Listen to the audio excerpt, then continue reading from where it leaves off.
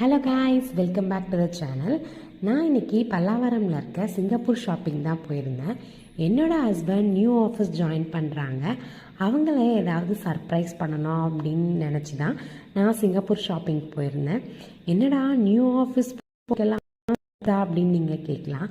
Special டேயில் தான் gift கொடுத்து சர்ப்ரைஸ் பண்ணணும்னு இல்லைல்ல, அவங்க ஸ்பெஷல்னு நம்ம நினைக்க வைக்கிறோம் இல்லையா, அதுதானே அவங்களுக்கு ஒரு பெரிய சர்ப்ரைஸு.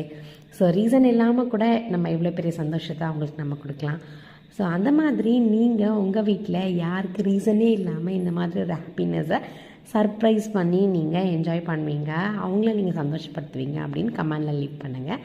நான் என்ன அவருக்காக ஒரு சர்ப்ரைஸ் கிஃப்ட் வாங்கியிருந்தேன்னு பார்த்தீங்கன்னா, லஞ்ச் பாக்ஸ் தான் நான் வாங்கியிருந்தேன் மில்டனில்.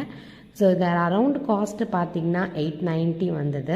ஸோ இதுவே நான் வந்து ஆன்லைனில் பர்ச்சேஸ் பண்ணியிருந்தேன், எனக்கு ஒரு 50 ருபீஸ் வந்து எனக்கு கம்மியாக இருந்திருக்கும். பட் இருந்தாலும் நான் அன்பிளான்டாக போய் நான் வாங்கினதுனால இது நான் வாங்கிட்டேன். ஸோ நீங்கள் பிளான் பண்ணி வாங்குறதா இருந்தால் ஆன்லைனில் கூட நீங்கள் இதை பர்ச்சேஸ் பண்ணலாம். ஸோ இதில் என்ன லஞ்ச் ப்ரிப்பேர் பண்ணேன்னு நெக்ஸ்ட் வீடியோவில் பார்க்கலாம் வாங்க.